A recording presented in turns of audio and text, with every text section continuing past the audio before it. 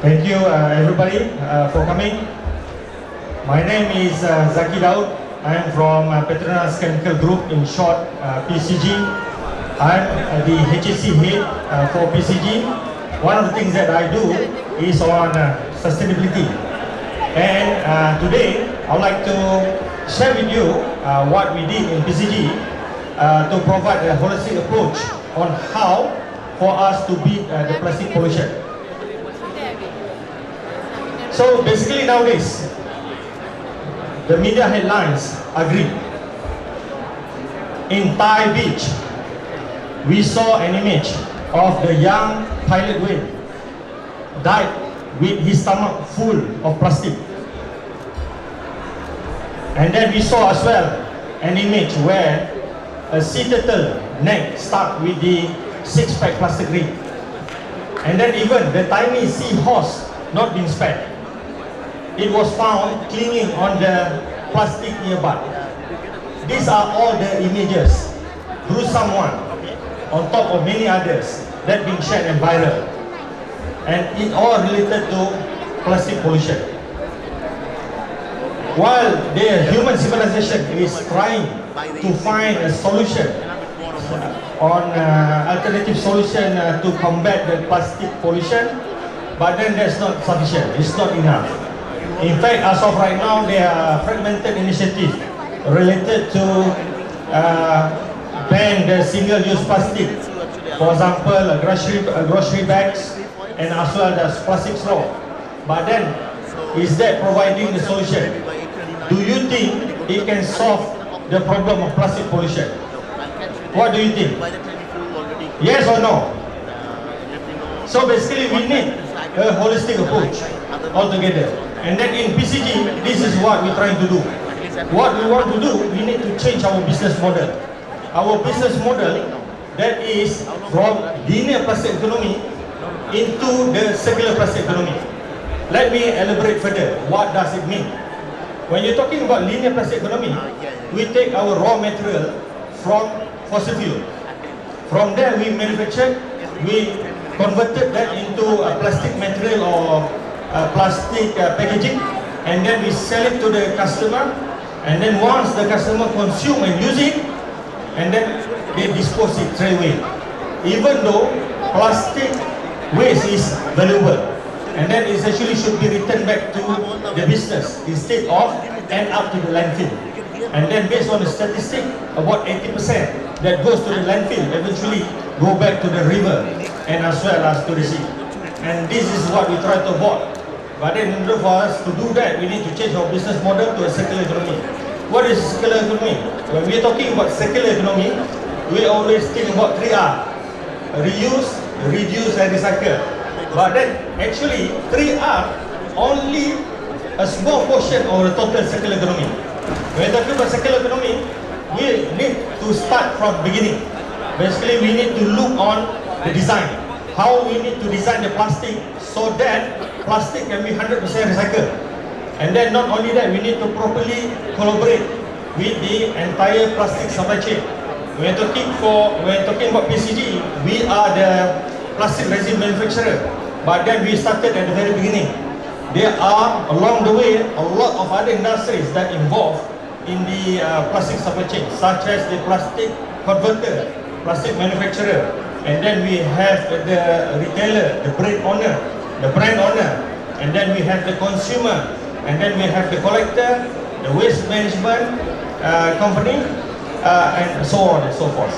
And then a good collaboration is very important in order for us to have the holistic approach of circular economy.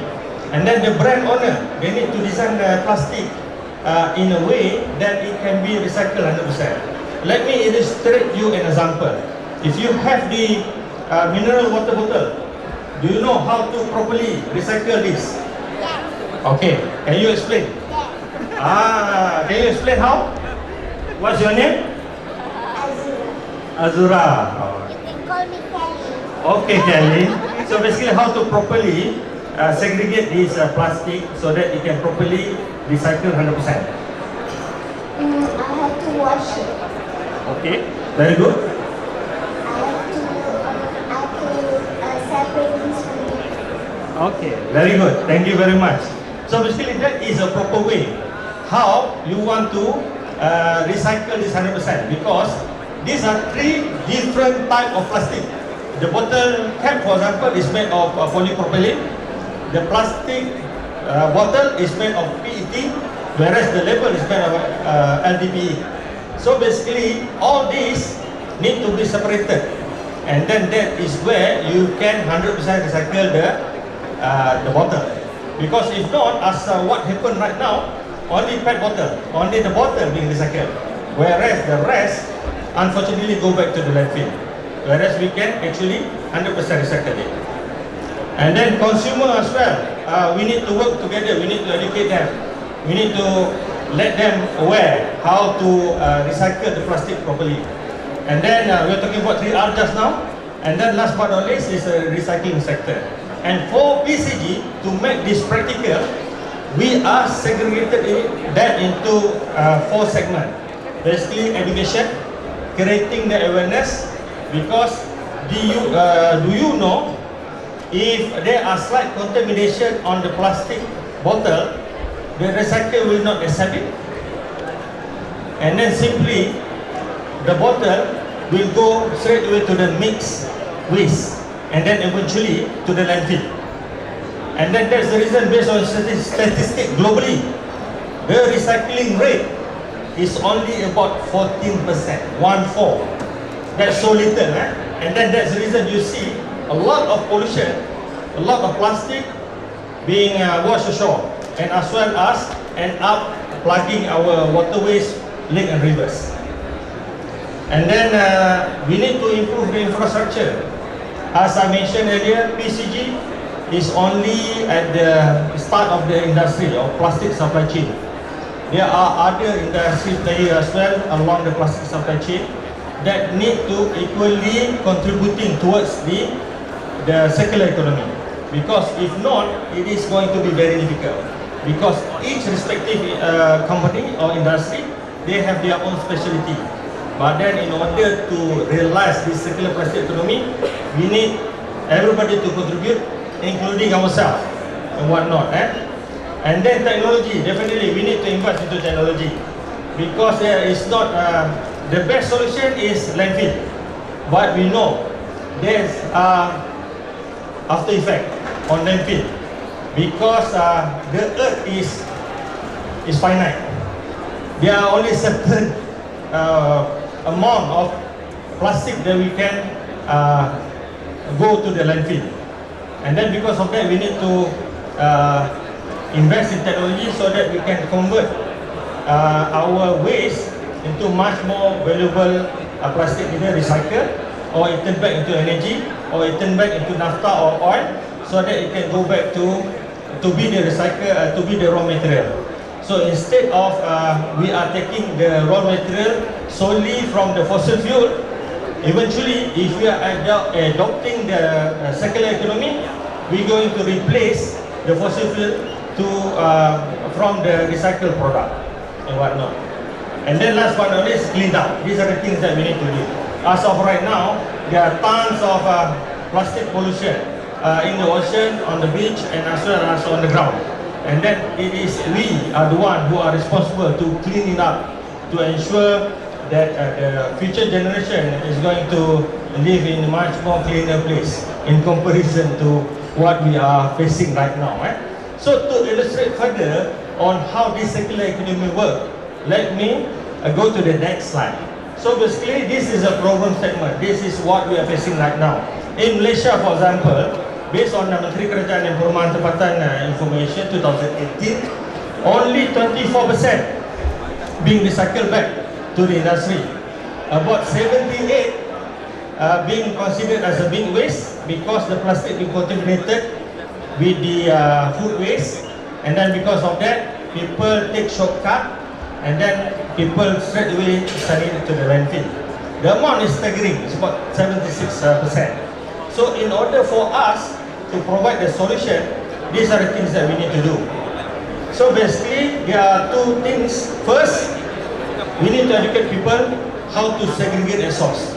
We need to provide the much more convenient and easy to use recycle bin So to ensure that people segregate their waste properly. But then we need to create awareness as well. Because right now, only clean plastic is acceptable to be recycled. If it contaminated, for example, if you ate nasi lemak this morning, on the plastic container, you need to clean it first, unfortunately. But then, that is our duty as of right now, my friend. In order for us to come with a much more cleaner country and contributing towards recycling. So these are a bit of effort that you need to do. And then it's not that bad anyway. And then we need to invest on the material recovery facilities. And then only a small amount will go to the landfill. But then the rest should go to the waste to energy. Even waste to energy is not a circular plastic economy. Because waste to energy, we can only use the plastic waste one time. And then after that, it burned out and converted into the electrical energy. Which is still good in comparison to only end up to the landfill. But then the most important thing that we need to do is how we can convert plastic waste to the chemical, so that it can return back to the business, and then we can reduce pollution to the environment. Ladies and gentlemen, this is the end of my slide. One thing that I would like to preach to everybody, we are equally responsible to ensure that this circular economy works.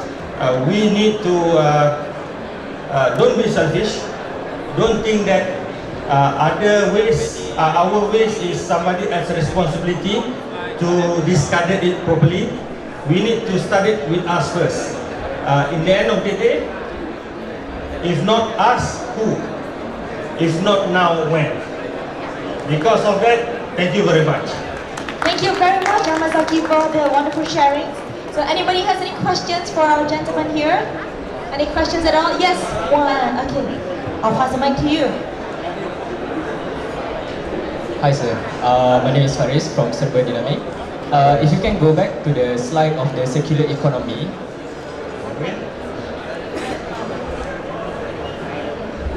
Okay, this one. Yeah.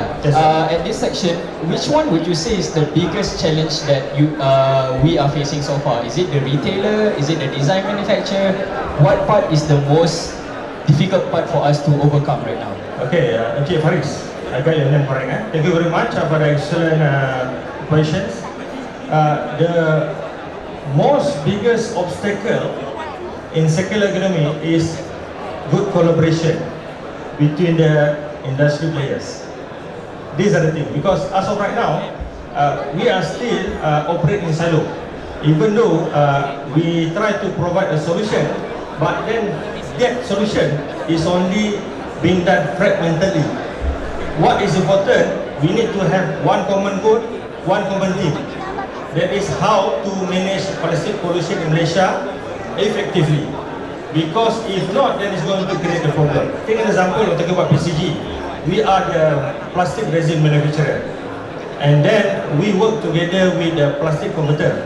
We need to ensure that plastic converter, when they do the design, they need to design in a way that it can be easily recyclable. For example, we're talking about brand owner, the label, the mineral bottle, it can design in much more effective way. For example, why you need the label, instead that you can print the label on the plastic bottle itself. So that kind of collaboration that we want. In the end of the day, it's all come back to customer.